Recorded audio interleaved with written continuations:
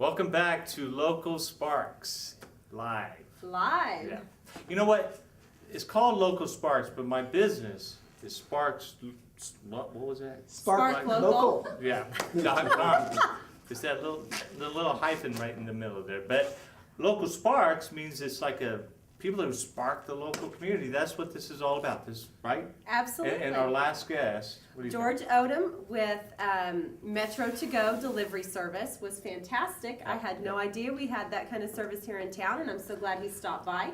And for you viewers out there, if you would like to have him deliver anything to your door, you can just go to www.metrotogodelivery.com. Now this is a very serious. We're going to use him, right? Absolutely, we're going to use him. I need some steak And I right need- now, stat. Yes, when I'm craving some Mexican food, he's going to have to go to On the Border. Yes. This guy will do anything, even underwear. Underwear, anyway, yeah. Anyway, It's really we won't go there. Terry, But I didn't know I that. told you I can't edit this on the go. I know, but that's a Metro to go. Metro there you to go. go. And Well, now George who's- is great. Well, who's our next guest? Okay, I want to say something about this. This next guest, I met him. I have a very strong passion for entertainment. Yes. Right.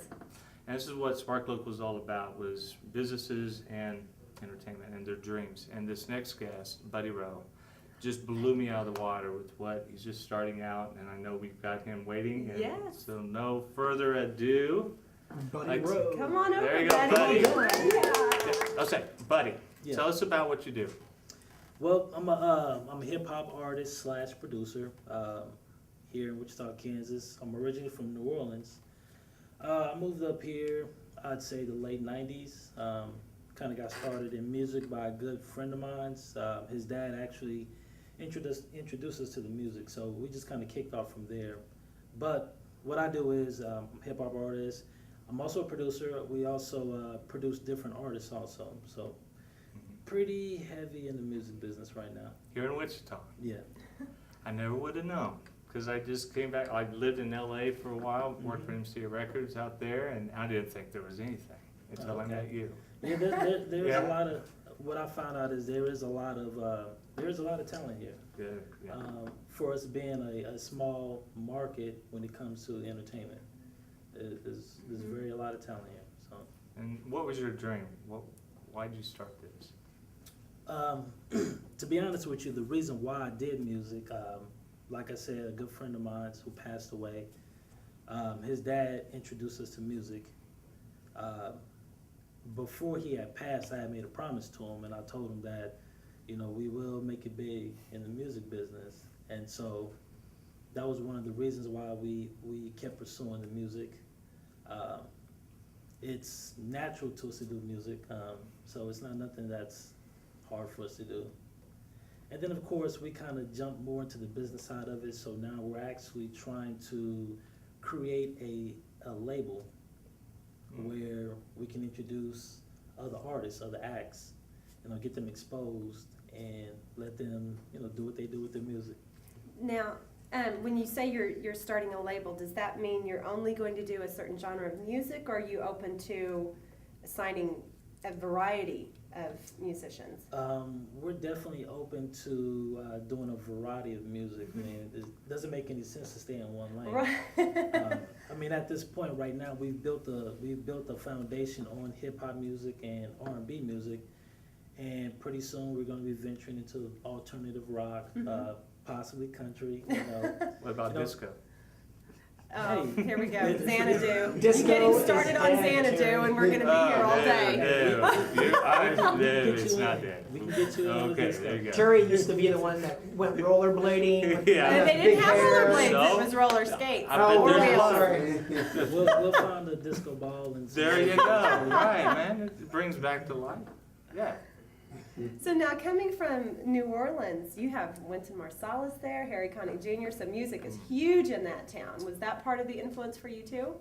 To be honest with you, for me it wasn't. I mean, Really? I Oh, was- I would die if I were there. To see all I mean, that. the music scene in New Orleans is very, very live. So Yes. anywhere you go, you're gonna hear a variety of music. Mhm.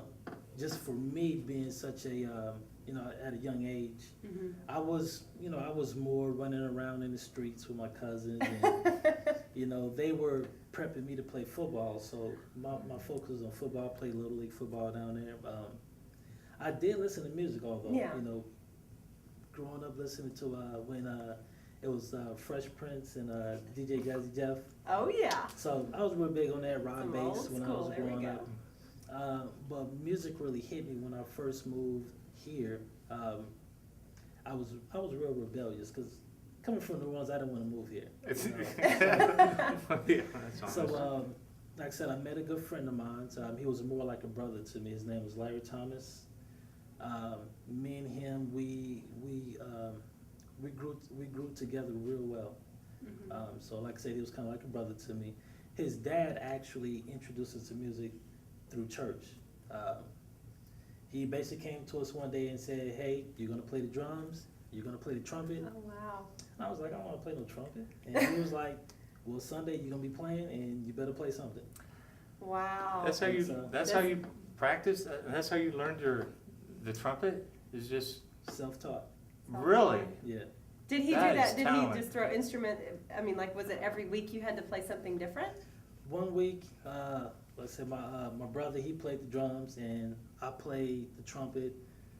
Next week, he had me play the drums and he had my brother play like the trombone or something. Uh-huh. That's talent, Then man. I play Yeah. the violin and I'm like, I don't want to embarrass myself doing this, but you know, it was a good lesson learned as you grow. Well, they kept bringing it back, right? Well, you must have been doing something right. Apparently, Buddy, that is amazing. That is from incredible. that point, I kind of more took up on playing drums, so I kind of specialized in playing drums.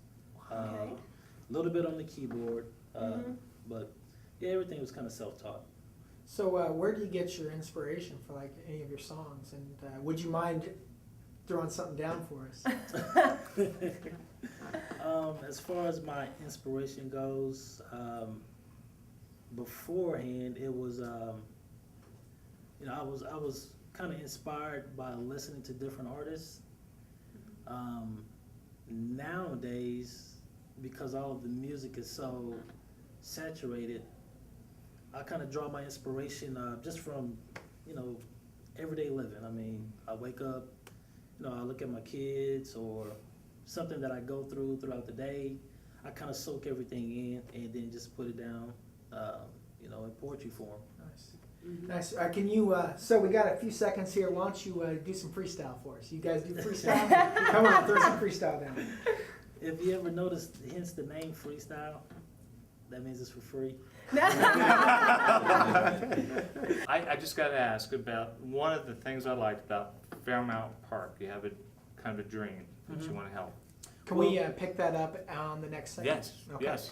Go ahead and wrap it. All right, we'll be right back with you to talk about the Fairmount Park. This is part of Buddy Rose's dream.